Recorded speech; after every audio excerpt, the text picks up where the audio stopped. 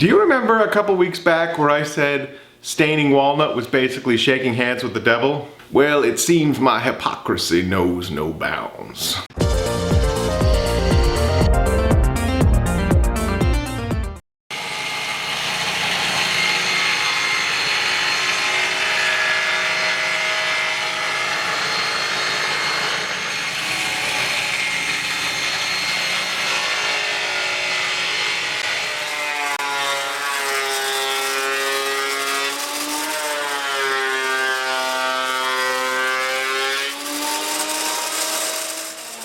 And there we go, a beautiful piece of walnut that we are going to defile.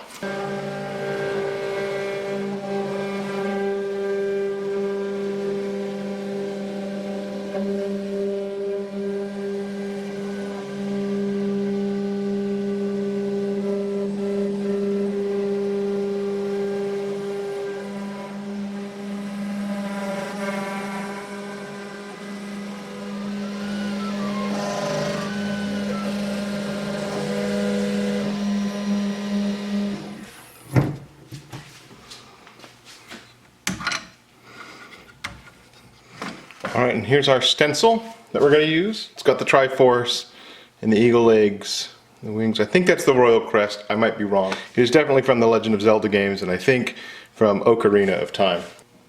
And this is a bottle of spray adhesive. I think some of the bleach is going to bleed through. I don't think there's a way to avoid that.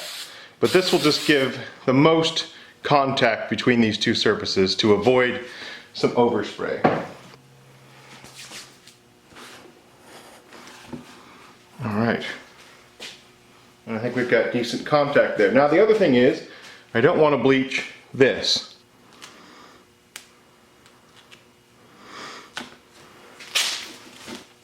Alright, close down the shop. I ran out of duct tape. This isn't, can't go forward. Gotta stop production. Need duct tape. Always have an extra roll of duct tape someplace. Oh man, I feel like Dr. Frankenstein. Look what I've done to this beautiful piece of walnut. Alright, let's bleach it. I'm wearing gloves and I'm wearing goggles, and I would recommend both, especially since you're going to be spraying this. And all I'm doing is pouring it into a regular old spray bottle, and this is just run-of-the-mill household bleach. I do not like bleach. It's one of the few chemicals in the house that actually gives me pause.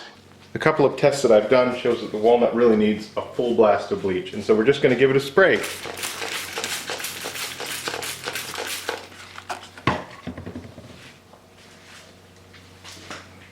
So here's where we are after one application, and it definitely seems to me as though it is lightening through here, but not as uniformly as I'd hoped. Maybe I should just brush it on. So I'm going to switch over to that, and we'll give that a shot. I don't even know if this is going to work. I don't know if you'll be able to see the pattern, or if it'll just all bleed together, or what. I think the effect would still look cool. We'll see. This was my test piece that I first started working on, and I just used a piece of duct tape right here on this side, and you can see how white the bleach came out.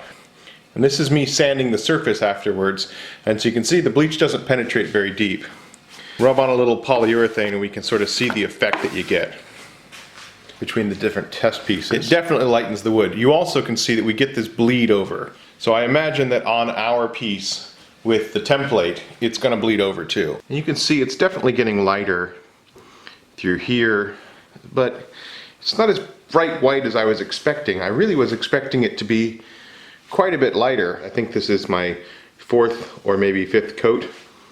Mrs. Brown just had a suggestion, which was maybe the reason why it doesn't look as bright white as I was expecting is maybe it's still really wet. Oh wow.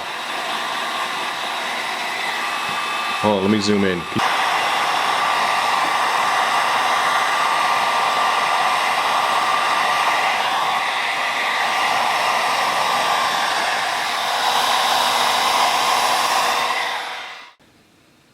that makes a huge difference. Look at that.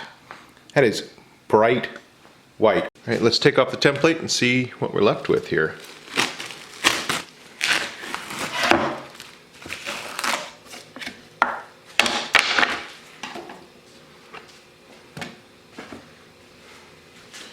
Definitely have some bleed through in the different areas that didn't get sealed properly. But it's actually a really cool look.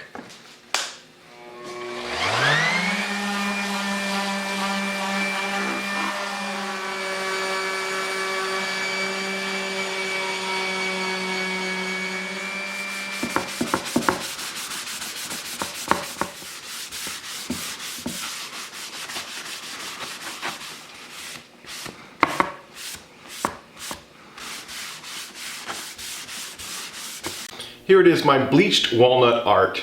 I knew that I could bleach walnut and I knew that I could turn it almost white. But what I didn't know is if I could bleach a pattern onto it and have it be recognizable. You can see through here, we definitely lost some definition, it bled through. But in through this area, we've got really well-defined lines, which means that the template would have held better. I think it would have worked. And that's not paint. So you can actually see all of the grain of the wood. It almost looks like walnut and maple inlay, if it wasn't for the bleed over effect. But something I've learned from trying out unusual ideas is the fact that it doesn't look like inlay is a good thing. And if we look at something that's interesting and say, well, I wish it looked more like this other technique, then you're missing the point, because that's already a technique. This is something new, and it gives this really interesting ghost feel to it. I'm thinking that if you had a vinyl cutter, this would probably be the perfect scenario for that. Take your vinyl cutter, cut out a pattern, put it on here, and then use the spray bottle. The only reason I switched from the spray bottle to the brushes is because I thought that the spray bottle wasn't working. But it probably was. I probably just needed to use the heat gun and dry off the area and see what it looked like. Even for just a quick experiment, I think that there's a lot of value in this. I'd love to hear your thoughts on this or other applications we can use this for. Thank you very much for watching. I really do appreciate it, and I will see you guys on the next episode.